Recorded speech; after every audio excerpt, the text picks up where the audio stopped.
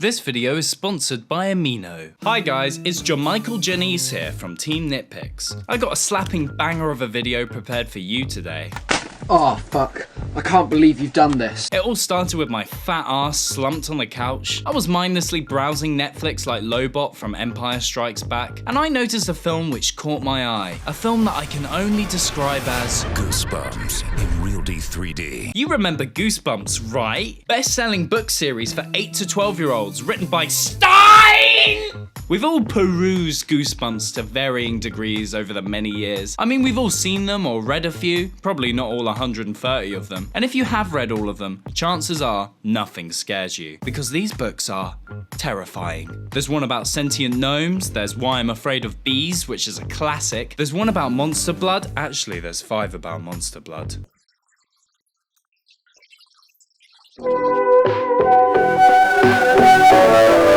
From 1992 to 2000, Goosebumps dominated culture in the same way Lobot dominates my sexual fantasies. Oh, I love your stoic expression. Stroke the inside of your palm. Doesn't matter about Cloud City. What, you want me to go back to my review? On February 1st, 2000, on that fateful foggy Friday afternoon at 5 PM, every child with a dream stood up and loudly declared, I am sick of Goosebumps. I am totally sick of Goosebumps. I'm sick of the choose your own adventure books. I'm sick of all the Goosebumps tats. I'm sick of the Sega CD Goosebumps game with Jeff Goldblum as a vampire. Cancel the TV show. Cancel the books. I'm sick of Let's make Harry Potter the bestseller instead. And once it was said and done, it was said and done. But the point I'm making is, 6 years later, the book series came back, and then they released this movie, and now I'm reviewing it. Now, this Goosebumps film has been on the table since the 90s. I mean, this is a $1 million franchise, and building up hype was the name of the game, to coerce us into paying for the privilege to suckle on the fat titty of nostalgia. Sony implemented many tactics, from having mad lad monsters get litty at Comic-Con, sleeping well, no bad dreams, no paranoia, to making Slappy the Dummy beg Goosebumps fans to please see the movie. And let's start the day off with a scream! And there was even a 90s style Goosebumps music video produced called Bumps Gonna Goose Ya, featuring Jack Black's phoned in narration and sexy fluorescent dancing witches. Viewer beware, you're in for a scare!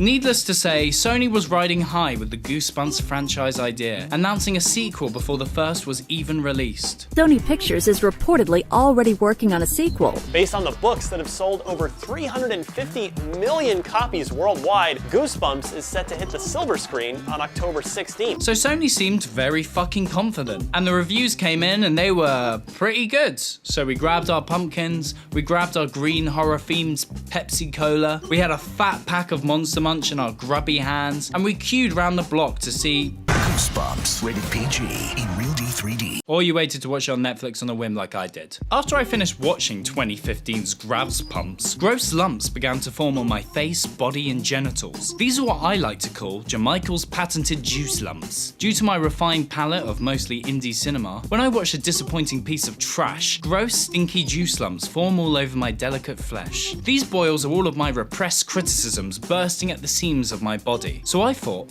why not make some money out of my pus by popping my juices all over the internet for your appeasement. Ugh. But do you know what also appeases the internet? Stories. And I don't mean the kind your grandfather reads to you while you're snuggled up in bed. I'm talking about Amino stories. Stories about anime, stories on modeling, comedy skits, and of course, movie and TV content, which is where I throw my hat in the ring. Sam counts down his top 5 Desert Island Blu-ray discs and our first Amino story. Shin Godzilla. Shin Godzilla is a great film with Godzilla in. What? And why would it be good on a desert island?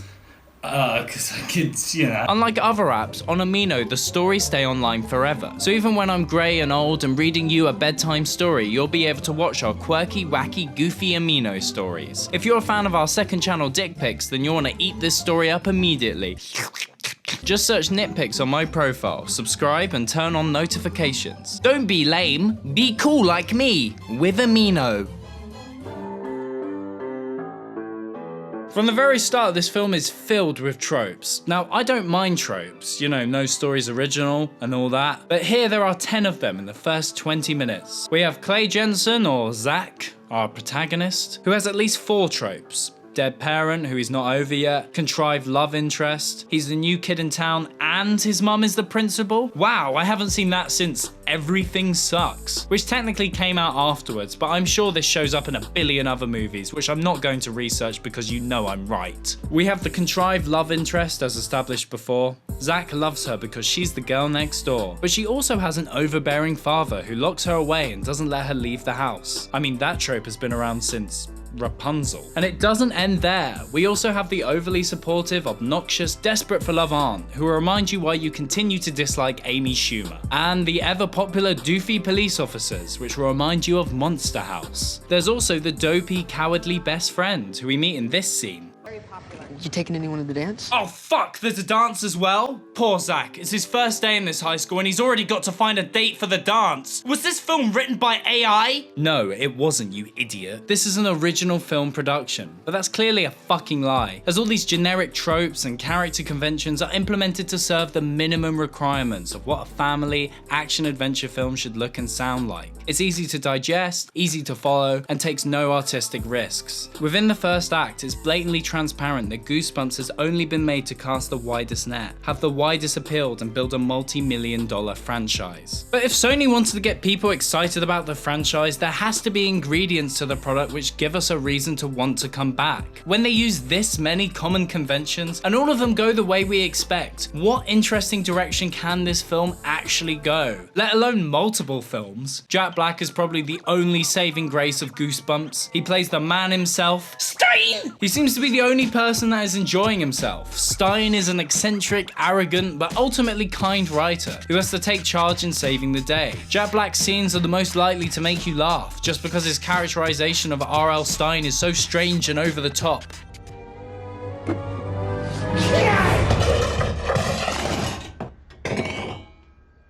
I could have killed you! It reminds me of some of the characters in the Goosebumps TV show, but I'll speak more about that later. Black is clearly having fun and trying his best, and his inflections and facial expressions are so odd that he generally pulls it off, unless you don't like Jack Black. To which I would respond with, bro, have you not seen Nacho Libre? Because that will convert you. But I know what you're thinking. This doesn't seem like Goosebumps at all, Jermichael. Where's the monsters? Where's the scares? Where's the horror? This just feels like 13 Reasons Why. Why are you reviewing 13 Reasons Why again, Jermichael? You cunt. Well, don't worry, kids. Goosebumps is about to get spoopy. Clay Jenson breaks into Stine's house and they find some dusty old books with locks on them. Curiosity gets the best of them and they open one of the books. Oh no, it's the Abominable Snowman. He's come out of the book. Ah! They run around a bit, they chase and they are chased, but luckily Stine shows up and sucks that hairy, disgusting white beast back to where it came from. Great job, team. But there's one hitch. The snowy fist thumper accidentally opens another Goosebumps book. And oh fuck, it's Slappy! Ah! Slappy steals all the books, opens them, and releases all the classic iconic Juice Glumps monsters. Aside from Gary the Bee from Why I'm Afraid of Bees. Gary was shamelessly cut from the film because he wouldn't give the producer any honey. And by that, I mean suck his dick. So if you haven't seen it, this is what this film is. All the monsters are out and tormenting the town. Our stereotypes and Jack Black have to find a way to stop them. I don't know what else I expected, to be honest. I mean, this is what Sony sold this film to us as. Ooh, look, there's gonna be all the monsters. Check out all these crazy designs we've got. Isn't this movie going to be great? But the gimmick of just having these monsters jump out of the book seems to diminish what the Goosebumps books are actually about. In the books, each of these monsters are standalone and have context to them. It's that context that makes them memorable. In the movie, the gnomes are essentially just evil, despicable me minions. In the books, the whole thing is at least more interesting. The dad's obsessed with gross garden ornaments, and the gnomes aren't simply gnomes, they are mischievous elves who have been taken from their native home and want to be free. They use the fact that the gnomes can become statues as a unique way to build tension, something that the movie throws out entirely. This is the problem with making a huge monster mash. All the monsters which R.L Stine built had a unique relationship with the protagonists. The horror wasn't just in their aesthetic, it was what they did and why they did it. In this film, they have been filtered to the point where they are indistinguishable from any other uninspired representation of Halloween monsters. Any type of interactions with the products of R.L Stine's imagination diverge into a series of overblown chase sequences. Oh no, you're running away from the werewolf. Oh look, you need to run away from the giant praying mantis. Oh great, it's the end of the film and they need to run away from all the monsters. Don't touch me, monsters, don't touch me! This would definitely be scary if you were on acid, but it's unlikely 6 to 12-year-olds are going to be tripping balls in the cinema like me. That's the main issue with this film. Goosebumps 2015 ain't scary. It doesn't even try. It's much more of an action-adventure film. You know, like your Lego movie, or Jumanji remake, or Wreck-It Ralph. This isn't a horror movie for kids in the vein of something like Coraline, Monster House, or Martyrs, which is dumb because I thought that was supposed to be the whole fucking point of Goosebumps. I went to schools and I say to kids, why do you like this? Why? And every time they say, we like to be scared. Every single time. But there's a reason why Sony decided to turn Goosebumps into a bland, generic action-adventure film, and that's because making a horror film for kids is way harder to do. Think of your favorite horror movie ever made without gore, nudity, or swearing. One that you can watch with your 10-year-old nephew who's staying with you because his parents are getting divorced. Return to Oz is definitely the most fucked one. Come here, chicken!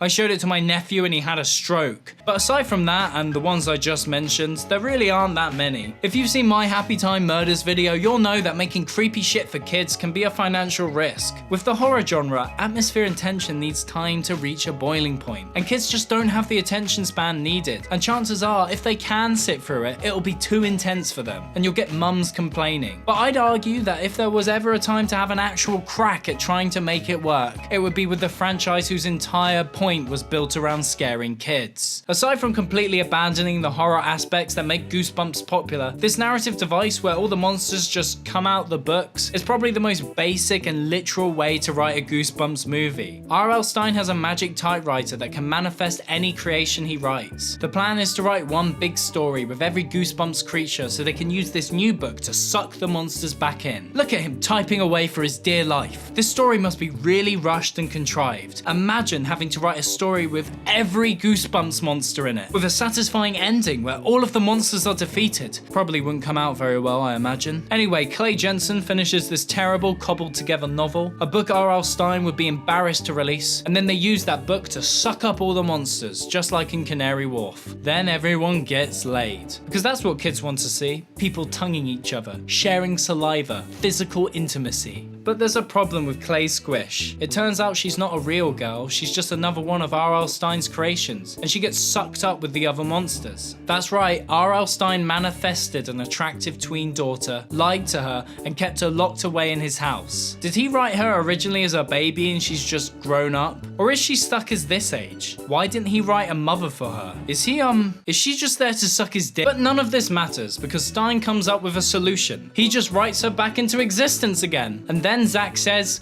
"Can you please bring my dad to life?" And R.L Stine says, "No, I only bring back women. But please, I miss him." No. That's the end of Bruce Lum's 2015, and that's all my boils popped. It ties up in a nice neat bow, and there is nothing to make it memorable or impactful. It was mediocre enough to not get into too much shit for not really respecting or adapting the essence of R.L Stine's work. Oh wait, I forgot. The sequel they announced before the first one was released. It came out last year, with none of the original cast, with half the budget, and with the generic title of Haunted Halloween. Well, since I have your attention, I might as well review this movie. And since you're going to subscribe, I might as well suck your clit. Double review time, double review time. It's double review time. Now, Goosebumps 2 has a completely unnamed contributor, a mysterious mystery man whose name rhymes with Zach Smack. That's right, Jack Black is back, but he's not in the advertising. or in the posters, or even in the end credits. The only time you see him is in his brief appearance midway and at the end, but as far as the movie is concerned, he might as well be dead. Now initially I thought this was out of some sense of shame, but then I remember Jack Black proudly put himself in Bumps Gonna Goose Ya. Maybe Sony just wanted to play it right this time and not overhype the movie to shit. Or maybe Jack Black wanted Goosebumps 2 Haunted Halloween to speak for itself and not be overshadowed by his insane star power. Either way, I have no idea why Jack Black wasn't in the marketing, so here's a list of all the viable reasons.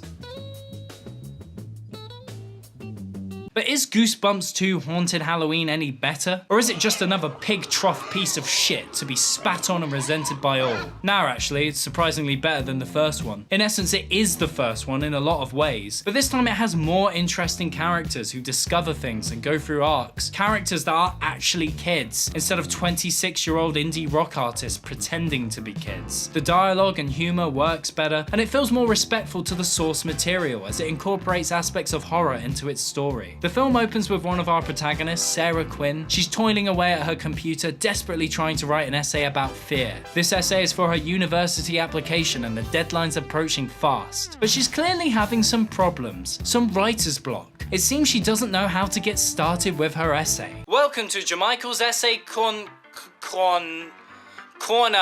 Everyone loves Jamichael's Cornhole. So, Sarah, looking at your Word document, I can't help but notice you haven't written any kind of plan or bullet points. Remember, fail to plan, plan to fail, Sarah. If you try to make it up as you go along, you're gonna have a bad time.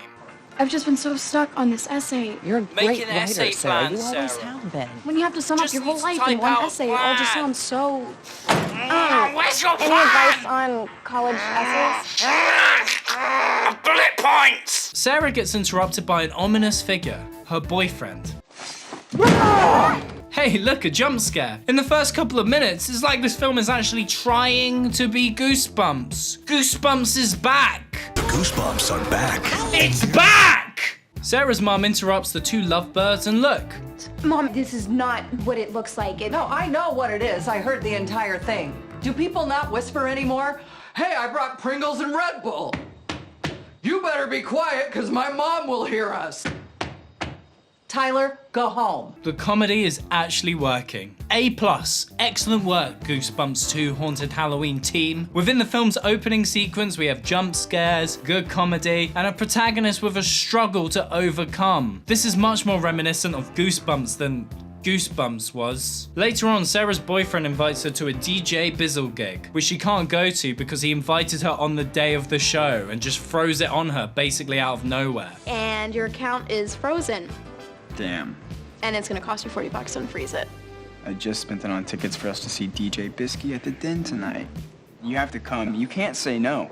This reminds me of the time I bought Max tickets to see Michael McIntyre. Hey Max, I bought you Michael McIntyre tickets for tonight. What? Do you have plans? Well, yeah, I'm really busy at the moment actually. Yeah, but they've got you tickets for today. What do you mean? I don't even like Michael McIntyre. Why did you get me tickets? It's a surprise. A surprise? Cancel your plans. What time is it? It's on in an hour. We've got to leave now. An hour? We're going to be late. Get your shoes on. This is not a pleasant surprise at all. You have to come. You can't say no. However, Sarah's quivering ovaries compel her to abandon her babysitting obligations and go anyway. It's here that she sees him with another girl. This establishes early on that these characters can be hurt, and adds to that sense of tension and foreboding atmosphere that Haunted Halloween attempts to build. This contrasts with the bubblegum world that the characters inhabit in the first film. It emphasizes truly how safe everyone was. Everything sorted itself out and no one went through any kind of hardships. Sarah was supposed to be babysitting her brother Sonny and his best friend Sam. Now, unlike in the first film that just says the main characters are losers, in this one they actually show the characters being losers. We get to spend time with Sonny and Sam as they hang out at school and at home, playing video games together, working on Sonny's Tesla project, who he's weirdly into, and we see them setting up their trash collecting business. Yeah, that's right. These kids run a trash collecting business. Trash is their blood, trash is their life. With this business, they hope to find various treasures of a nondescript nature. You see this? Character traits, flaws, motivations. There's no contrived love plot, and they're actually spending time at school. It's not even like Goosebumps 2 is doing anything particularly unbelievable. This film isn't amazing, but at least we're emotionally invested in the characters, at least we're seeing their hobbies, at the very least we actually hope for them to succeed, which is more than what you can say about the first film. Okay, I'm gonna go unload some boxes now. Their trash business is a perfect setup for a horror film for kids. As they search through this old, creepy, dusty house, they come across Slappy the Dummy!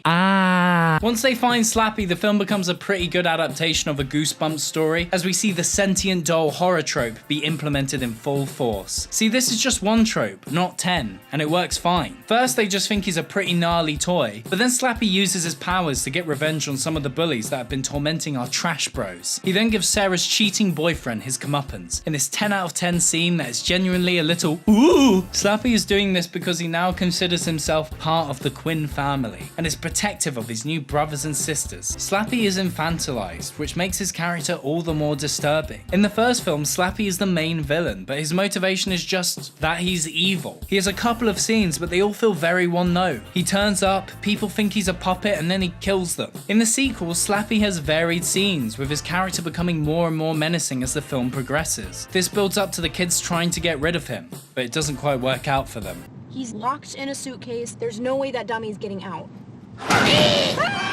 Slappy escapes and decides to imbue Halloween masks, decorations, and toys with life. These Halloween monsters start to tear up the town, and yeah, just like I said, he just does the first movie again. But even though this feels like a retread of what happened in the first film, it's still executed much better. The first film feels like a long chase scene with all the Goosebumps monsters switching out like a relay race. At least in the second one, they give you some variation to keep you interested. The action isn't so one note. There's a playful sense of fun to the scene construction, and the director, R.L Stine, who made, The Duff, tries to imbue the scenes with tension. So the first thing they do is try to get the book Slappy came out of to suck him back in, but it was stolen by bullies. So they go to the bully's house and his mum is sleeping on the couch, so they've got to be quiet. But Sam can't help himself, and before leaving he sticks his mitts into a bowl of gummy bears.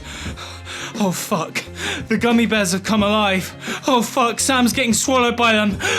I'm gonna have a panic attack. The way the gummies come together and slowly grow and then attack like the blob makes this scene way more inspired and entertaining than the fucking gnomes from the first one. So now they have the book and they start to use it like a weapon. The action feels pacey and the characters are being proactive. Then when the book gets taken, they dress up as monsters to sneak past Halloween creatures, Shaun of the Dead style, which proves to be more efficient than just running away from them the whole movie. This all culminates in our kids writing a story to suck all the monsters back in, just like in the first film. But again, the sequel proves itself to have more peng juice. The final set piece takes place in the Tesla Tower that Sony was so obsessed with in the first act, and he uses that knowledge to contribute to stopping Slappy. Slappy also ups the stakes by turning the kid's mum into a puppet, which weirdly aroused me, but I think it was supposed to be scary. And then they even make Sarah to be the person to finish the story, because you know, she was struggling with writing at the start. Over the course of the film, she must have got the confidence to write, or something. It's like a character arc.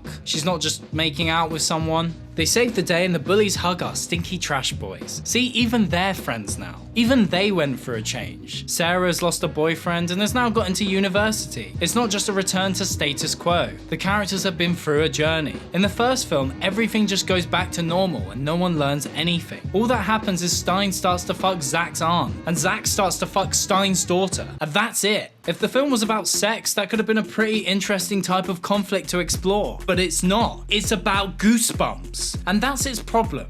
It's only about Goosebumps. Goosebumps 2 is about more than just Goosebumps monsters. There's a reason why Slappy wants a family. Because the film's about the family unit.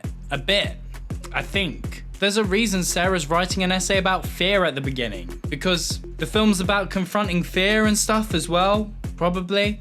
You know, it has a human aspect to it, is what I'm trying to say. You know, an attempt was made. It's got heart. It wasn't a shameless cash-in. Our boys could have been written as generic nerdy kids, but instead they made them weird trash fanatics. Like I said, it's not perfect. It's still basically just a mediocre children's movie, but it tries to make something which isn't the bare minimum. Unlike the first one, the second film doesn't just bank off the hope that you can recognize these various images from the Goosebumps franchise. I mean, it does a bit. And look at the poster. They put the Abominable Snowman on there. And the werewolf. But they're hardly even in it. I mean, in truth, neither of these films are good Goosebumps adaptations. But the second film is at least more commendable. But what even is a good Goosebumps adaptation? Could it ever exist? Did it exist already in the 90s? Yes, it did. Now, I'm not gonna rag on this show for ages or anything, but the Goosebumps 90s children's TV show is where it's at. Goosebumps isn't even a children's TV show, okay? It's avant-garde art, surrealism at its finest. Goosebumps is one of those shows that has aged like wine, only getting better with the years simply because of how fucking whack it is. Don't believe me? Let's take a look at the opening title sequence. First things first, lit theme. Maybe too lit for a kids show, but it doesn't matter because this is avant-garde art. Second thing second, you wanna know what this dog is? Well, I'll tell you what this dog is. My Hairiest Adventure, that's the episode he's from. How does My Hairiest Adventure open? The biggest pastiche of the 90s you could hope for. A young boy running away from a pack of dogs, underpinned by a totally radical voiceover. I'd like to meet the guy who said dogs are a man's best friend. It only gets more whack from here. As this kid slowly turns into a dog, and his parents just nonchalantly grin at him and act like nothing's happening. Mom, Dad, something weird's happening. I saw Lily. I think she's a dog. Oh, hi, Larry. Didn't you hear me? How was practice? The twist was that he was always a dog, and they just turned him into a human for a bit, and now they've turned him back. Hello? Get a clue? How about a steak? But not just him, all his friends are fucking dogs too. Hey guys. Anyway, Mr. and Mrs. Boyd came here to be part of Dr. Merkin's project. He learned how to turn dogs into humans. And then the parents turn the cat into a human baby and adopt it. And that's how it fucking ends. That's the dog from the intro. That's his entire context. Mwah. Thank you for this. I wasn't that familiar with the Goosebumps show, so I naively trusted this IMDb user, Snakes3992's My Top 10 Goosebumps Episodes. Firstly, there isn't even 10 episodes on this list, there's 18. That's right, Snakes, I'm calling you out. But just throw this list out the window and go for the episodes with the weirdest titles. It Came From Under the Sink, A Killer Sponge Monster, This Certainly Ain't No SpongeBob. Stay Out of the Basement, another classic. These kids aren't allowed in their dad's lab because he's doing experiments on plants. He's a plant scientist, but he's acting well weird. When his kids call him out on it, he's like, eat this slop. Ugh, that's gross. Eat it, you brat. They investigate and it turns out their dad was actually an evil plant pretending to be their dad the whole time. They murder the plant imposter and celebrate their great success. But there's a twist ending. Now all the plants are also their dad. Margaret. Margaret, help me. Please help me. I'm your father. I'm your real father. Oh, I'm your father. No, I'm your... That's how it ends. It's avant-garde. This certainly ain't no SpongeBob. So, Goosebumps, the Goosebumps TV show, wins the award for Best Goosebumps Adaptation. Woo! Well, very good. Very, very good. You earned it, 90s Goosebumps. Basically, what it comes down to is that the Goosebumps TV show isn't afraid to be properly wacky. It aspires to have endings which can be genuinely uncomfortable. It tries to be scary. And even though it's cheap and pretty rocky, this roughness only adds to its charm. The reason the Goosebumps TV show is easier to appreciate and more fun to get behind is because it feels like the only adaptation that is wholly committed to embodying the point of the Goosebumps franchise. Because the movies, the first one more than any of them, treat its audience like chumps. And if you think young kids are chumps, then get off my property, because I don't. The reason that the first film is lacking in almost everything is because it patronizes its audience base with its generic tropes, its basic bitch CGI monsters, and a love plot with a pixie chick who is such a stereotype that she's a fictional character even in the world of the movie. The second film was made with a passion for the horror genre and its source material, even ending with a cute little cliffhanger that will probably never be resolved. But sadly, I can't say that Haunted Halloween pushed the bar far enough. It didn't capture the unique sense of surreal horror and fun that comes with the Goosebumps name. But the TV show made by Fox on a radically low budget doesn't give a shit. It takes it so far that it becomes incomparable. It brings all these crazy concepts to the table and turns suburban life into a chaotic gothic nightmare, which can be genuinely enjoyed by basically anyone, not just kids. And that's how Despite its many shortcomings, it's the only way to watch Goosebumps and not be treated like a chump. But what do you think about Goosebumps? Let me know down below. Make sure to like this video and subscribe if you did enjoy me bursting my boils all over the screen for you. But whilst I've got you, how would you feel about wearing my pus? We at the NitPix Labs have found a way to make Jermichael's juice into cotton, and with that high-end fancy comfy cotton, we've made beautiful graphic tees and jumpers. Remember that short genie cutaway? Yeah, that was random and uncomfortable. Well, now you can have it on a t-shirt or jumper at a reasonable price. This is an independent production and supports the channel directly. No evil mass corporations to be seen here, just two lonely men who live together. And as a one-time offer only, every purchase made off the link in this video comes with your very own haunting. You could get a ghost that vomits on you constantly, a spirit that has an affair with your father, or you could even be turned into a gross stinky lump on my body. So act now to live your very own Goosebumps experience at nitpix.co.uk. Also, if you'd like to hear the NitPix boys take on their very own dog-themed creepy story, then you might be interested in checking out our podcast, Bleeding on the Page. We've done an episode called The Black Dog, which features a short monologue we've written. Thank you so much for watching the video. I'd also like to thank my amazing Patreons. See you guys later. Toodle pip.